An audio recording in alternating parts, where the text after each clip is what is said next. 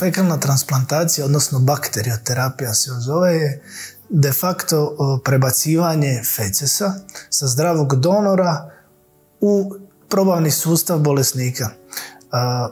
To je jedna od metoda koja se koristi od davnina, poznata je već dugi niz godina, međutim sve više dolazi u interes profesije jer su znanstvena istraživanja nedvojbena u učinkovitosti i svrsishodnosti takve metode.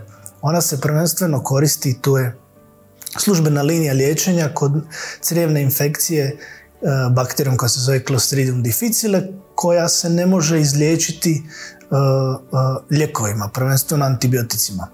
Ako je to slučaj, indicirano je i napraviti fekalnu transplantaciju i to je osnovni i glavni razlog u koji se primjenjuje. Radi se o postupku koji je prilično siguran, premda je interesantan zbog vizualno kada zamišljate o čemu se radi, ali je vrlo učinkovit u liječenju. Pa recimo kronična infekcija Clostridium difficile, osoba koja ju ima, u principu zna ići 10 do 20 puta u WC i imati proljevaste stolice. Znači, kvaliteta života, pa i rizici razni koji nastaju time su jako veliki. Ona je učestalija što smo stariji, što su ljudi stariji i što je problem je što ona vrlo često se izliječi pa se vrati. Čak se smatra do 25%. Tako da kada nađete nešto što vam promijeni život na način da počnete normalno funkcionirati, da imate regularni ritam svoje stolice i da nemate grčeva, kruljenja, bolova, ne idete u WC 20 puta, onda je vrlo značajno. Razna su istraživanja za fekalnu transplantaciju, primjenjuje se na razne načine, da putem kolonoskopa ili čak gastroskopa prebacujete donirani feces u crijevo bolesnika ili postoje nova istraživanja koja ukazuju da se sve više postoji benefita kod određenih bolesti poput upalnih bolesti crijeva, Kronove bolesti, ulceroznog kolitisa, čak se istražuje za poremećaj interakcije crijeva i mozga i iritabilno crijevo. Međutim, još nisu nedvojbeni stavovi profesije oko toga, ali su istraživanja vrlo povoljna kod određenih stvari, tako da mislim da je razvoj metode sigurno u tom pravcu.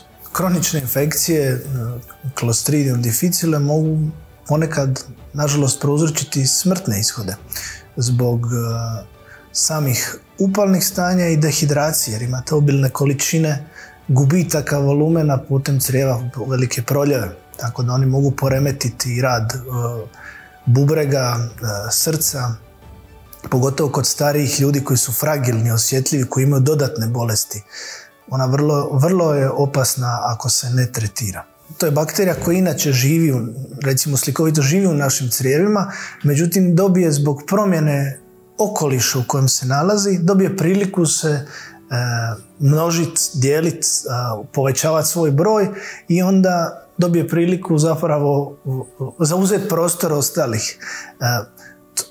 Najčešći uzroci jesu ipak antibiotici ili nekakve infekcije unutar, na primjer, bolnica. To su bolničke infekcije na primjer, prilikom njege, prilikom neadekvatne higijene se može prenijeti sa jednog bolesnika na drugi. To je vrlo zarazna infekcija i posebno je važna za, recimo, bolnice, za domove za umirovljenike i kolektive gdje se nalaze pogotovo stariji ljudi. A u praksi danas su vam poznate banke, biobanke fecesa. Mi surađujemo sa Fakultetom medicinskim u Rijeci koji ima biobanku fecesa, vrlo smo ponosni na tu suradnju, gdje zapravo oni drže transplantate zdravih donora, uglavnom su to mladi ljudi, studenti, čiji se feces ispituje prvom, da je siguran za primjenu kod bolesnika, postoje protokoli koji se točno poštuju i onda se oni čuvaju u određenim hladnim uvjetima i onda mi prilikom odabira kandidata dogovorimo termin, zatražimo od njih da nam pošalju i to je vrlo koordinirano, tako da nama dolazi preparat koji je de facto zaleđen, koji mi odleđujemo prije postupka da se ne gubi velik broj bakterija, jer svako odleđivanje zapravo smanjuje kvalitetu uzorka i vrlo bitna je ta suradnja i koordinacija. A banke su važne zato što oni garantiraju sigurnost i kvalitetu.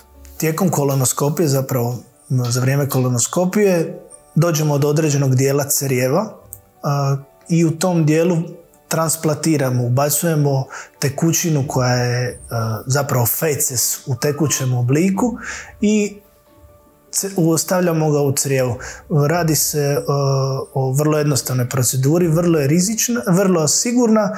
Jedini rizik je zapravo kakvo je crijevo samog bolesnika, pošto je on u kontinuiranom upalnom stanju.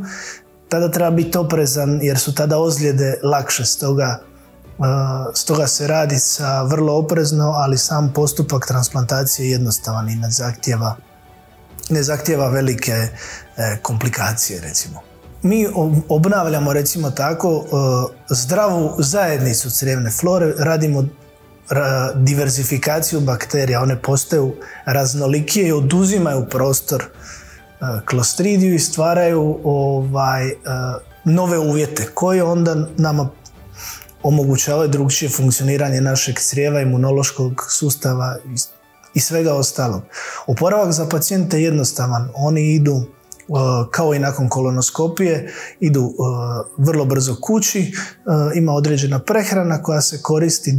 Mi koristimo i lijekove koji malo zaustavljaju pražnjenje crijeva tako da taj transplantat bude duže u crijevima.